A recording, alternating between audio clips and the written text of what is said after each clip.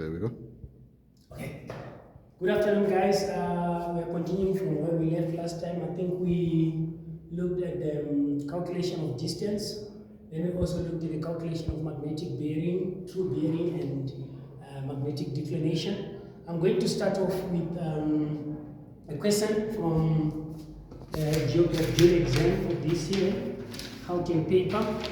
This is the one that I'm going to use. I'm going to do a question from this question paper. So the first thing that I'm going to do, I'm going to show you the map. This is the map that I'm going to use, an extract of 2030 dB bulk slug. You can see that is the map that I'm going to use. This is your topographical map, and this is your orthophoto map. Just to do a summary of what I did last time.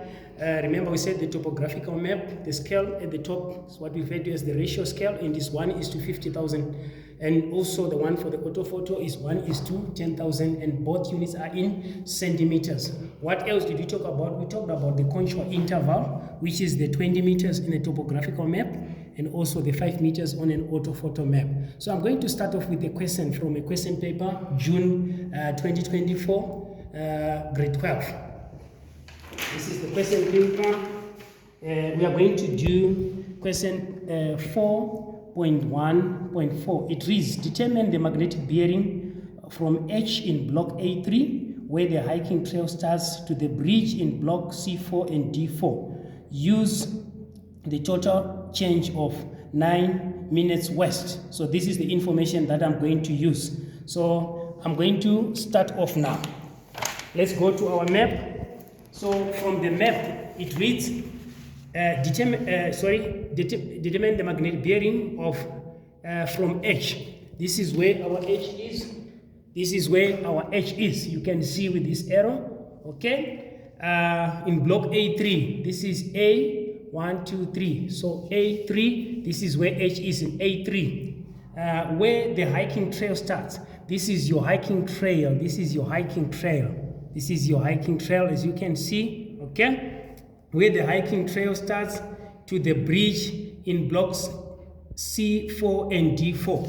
C4 and D4. You can see C4 and D4 here. This is where they are referring to, because the hiking trail is going through, okay, over this river. This is where the bridge is. So we have identified where the bridge is, that is in C4 and A4. So like I said, the first thing that you do when you are determining your true bearing is to identify where it says from. It says from H. So you go where H is, you draw a straight line like this, a perpendicular line, okay? The next thing, you identify your true north. Then the next thing that you'll do is you connect the 2 points. This is where the hiking trail is going over the bridge, where the river is. So it means I'm going to connect now my point where the hiking trail is going over the bridge with my H. So when I'm measuring my magnetic bearing, I measure it in a clockwise direction, which means I'm going to measure from here up to there. The next thing that I'll do, I'll get my protractor. Yes, the protractor. I'll get my protractor. Then I'll come where my H is. Remember, I have identified my true north.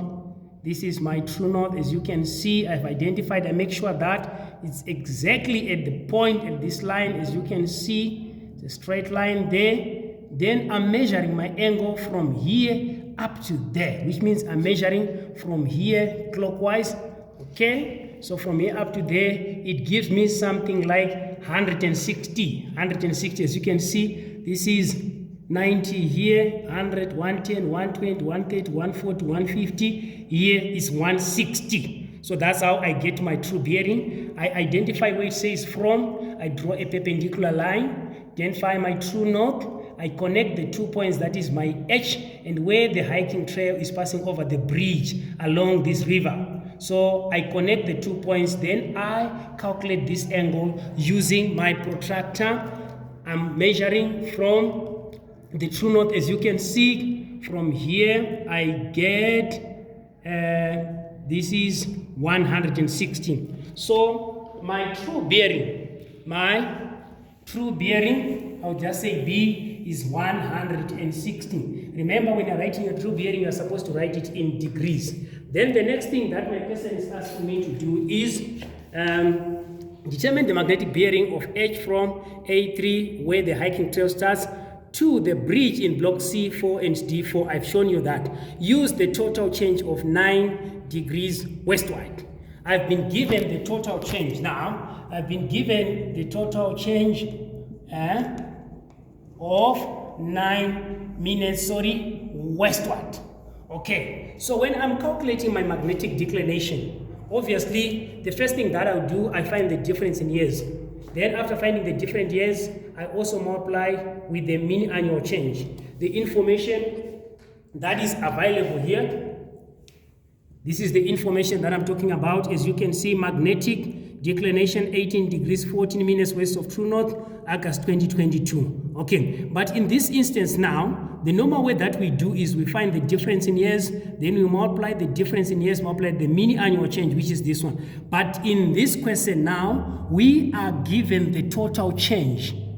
So there is no need for us to calculate the total change, because what we normally do is we say the difference in years. If we were not given the total change, we're going to say the current year 2024 minus what we have here, which is 2022. 2022, then we're going to have 2 years. Okay. Then after that, we're going to look at our mean annual change, which is 9 minutes westward.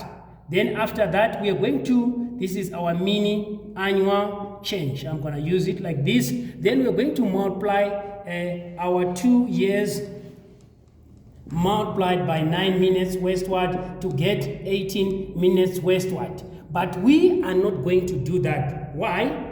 Because this will become this was going to become our total change if we were not given the total change. But in this instance, if you look at our question, it's saying determine the magnetic bearing from H from H where the hiking trail strikes the bridge in block C4 and 4. Use the total change of 9 degrees west, which means we are already given the total change. So there is no need for us to use this calculation. How are we going to do it? We are going to calculate our magnetic declination for 2024. How are we going to do it? We are going to check, we go back to our map, we check here, what is the magnetic declination for 2022? It's what? 18 degrees, 14 minutes west of true north. Then what is our annual change? The annual change is given for 2024, the total annual change, which is 9 minutes westward. So we are going to add 9 minutes westward.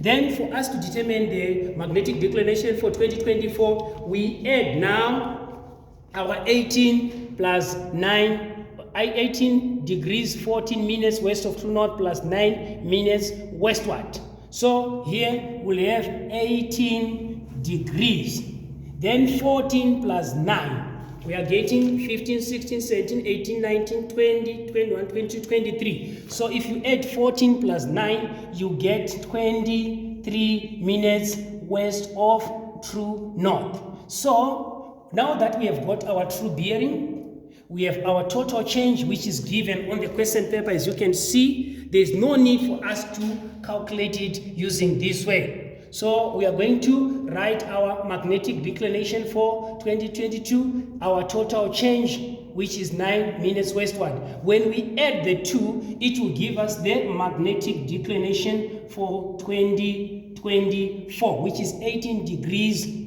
23 minutes west of true north. So now for us to get our magnetic bearing, like I explained on the lesson yesterday, we now say is equal to true bearing plus magnetic declination. What is our true bearing? What we calculated, you remember we said from H in A3 to where the hiking trail starts.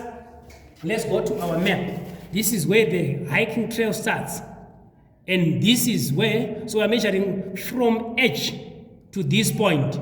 So this is where we get our 160, like I've shown you already. So we'll write our 160 degrees plus. What is our magnetic declination for 2024? Is this for 2022 that we have on this map, that is the 18 degrees 14 minutes west of true north, plus our total change, which is shown on the question paper, 9 minutes west. So we add the two, then we get 18 degrees 23 minutes west of true north. Okay, so for our magnetic bearing now is true bearing plus magnetic declination, which is 18 degrees 23 minutes west of true north.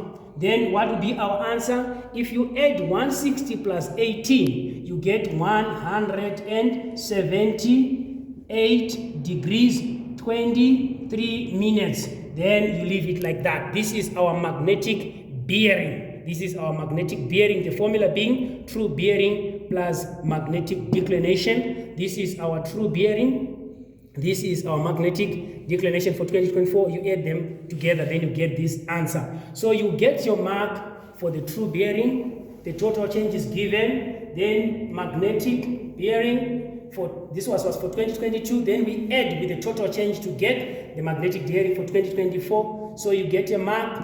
You get a mark there. Here as well, you get a mark for a true bearing, you get a mark for your magnetic declination for 2024, and lastly, the magnetic bearing, you get your mark. Boys and girls, this is very important. When you are calculating the magnetic declination or magnetic bearing, make sure for a true bearing, you write 160 and the degrees. If you just write 160, it's wrong. For your total change, indicate the 9 minutes, then westward, or just W. For your magnetic declination for 2024, we have added this, which was for 2022, what we have on our map, plus the change. That's how we got this. Do not forget to write west of true north. Same applies with the formula. Make sure you follow the formula. This was just to make sure that you understand the concept that we covered yesterday. We are now going to move on to gradient. We are now going to move on to gradient, which is the main focus for this lesson. I'm going to wrap up this. Okay. So for our gradient now, what is it that you need to know? When we are calculating gradient, we are calculating the steepness or the gentleness of the slope. It's very important for you to know what gradient is all about. I'm going to sum it up. Of course, gradient, mostly we have to be aware of how the height is shown on a map. Firstly, you can see our height is shown in form of contour lines. You can see on this map. These are the contour lines on your orthophoto map. These are the contour lines on your orthophoto map. As you can see, these are the contour lines on your orthophoto map. These, what you can see in brown, is your contour lines on your topographical map. So the height, you can also see them as contour lines. Then spot heights. Spot heights, I think you can see here on A1. This is an example of a spot height. A1, you can see this is a spot height, this is a spot height as well. You make use of your reference so that you know how a spot height is shown on a map. Then from there, the trigonometrical beacon. Usually the trigonometrical beacon is very tricky. You need to be very careful when you are checking the height on a trigonometrical beacon. I'm going to use one from this map. Let me check one trig beacon. Let me check one. Okay. Let me check one. I'm seeing the spot height. I'm just checking if I can get one so that I can illustrate how it looks like. But okay, for the sake of time, let me use what I've used here. So for the trig beacon, you see there is the triangle. You get this number, it's a beacon number. Then this one represents what? The height. So for a trig beacon, you will have these two numbers. This one is the beacon number. This one is the height. Then we have got the benchmark. The benchmark, you see, this is how it is represented on a map. So in order for you now to calculate your gradient, we use the formula vertical interval or height over the horizontal equivalent. This is how you calculate your gradient. That is your vertical interval height over your horizontal equivalent. Okay, when it comes to vertical interval, how do we get the vertical interval? We consider the highest height minus the lowest height, and it's always in meters. Remember, when we are looking at our map, This is your topographical map. Remember, the contours are in meters. We even talked about the contour interval, which is 20 meters.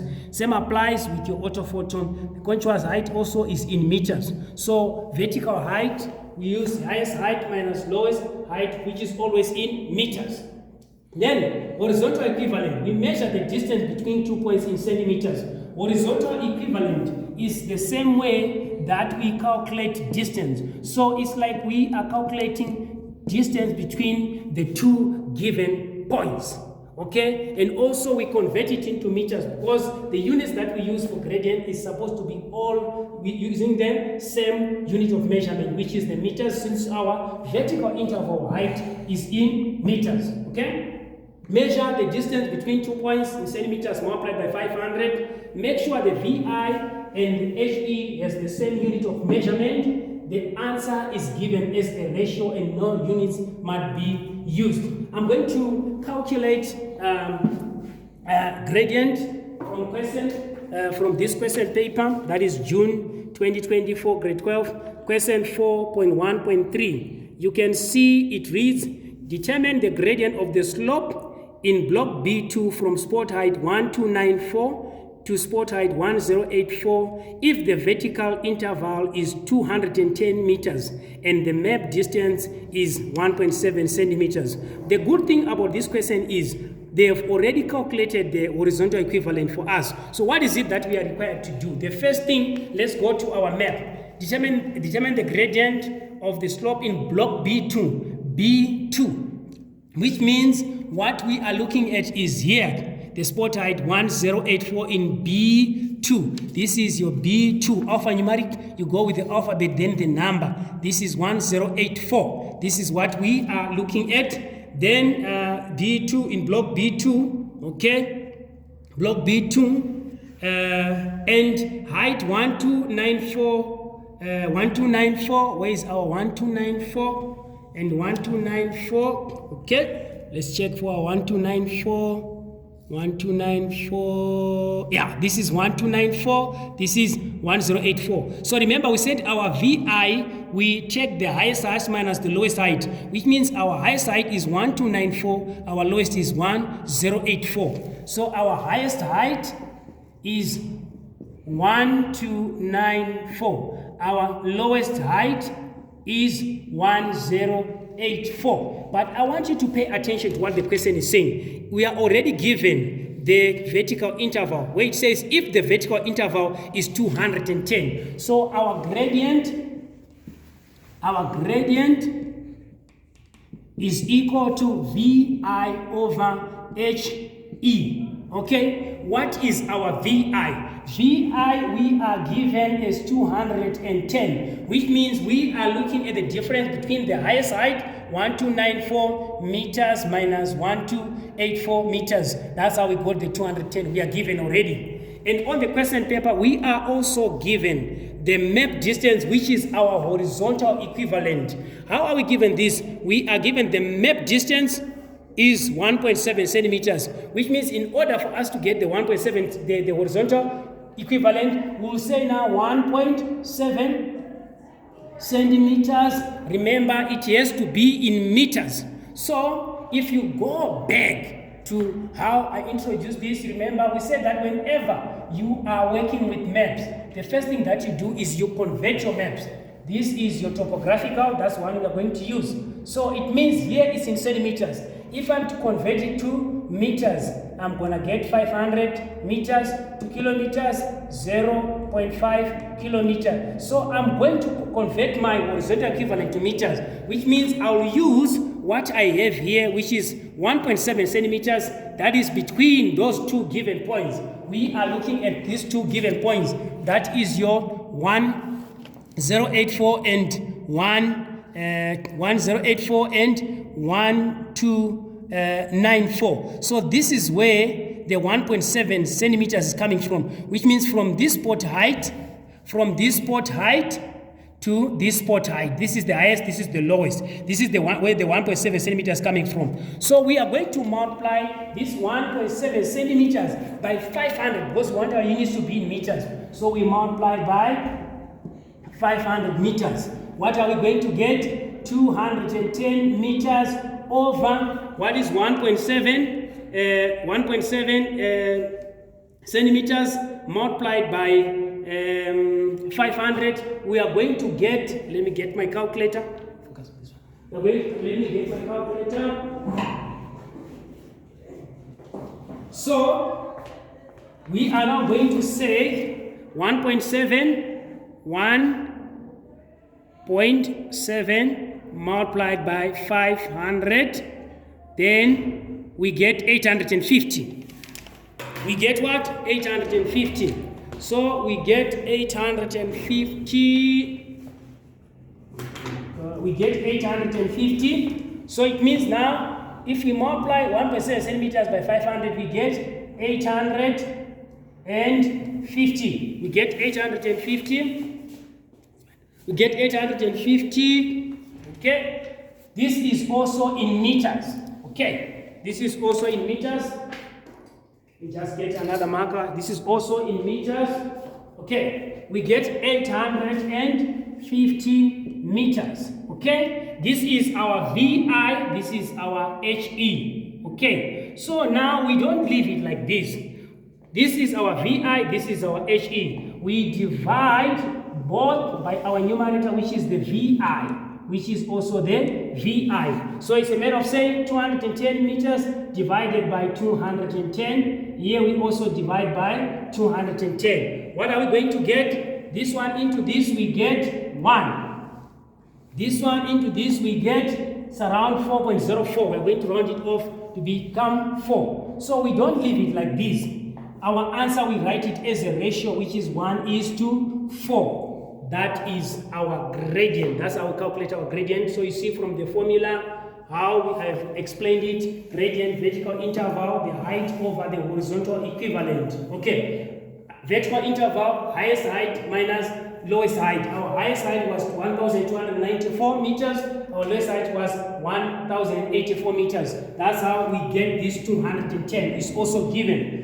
We were given the distance between these 2 points, that is our 1084 and 1294 we were given. Then that's also how we got this. So it's 210 over 850. Then we get 1/4. We express it as a ratio, which is 1:4. It means for every accent of 1 meter, this is where our 1 meter is, of 1 meter, we travel a distance of 4 meters. This is what it's talking about. For every accent of 1 meter, we travel a distance of 4 meters. That's how you interpret the gradient. For every ascent, which means as you go upwards, vertical distance, okay, the interval, you travel a distance of 4 meters. Okay.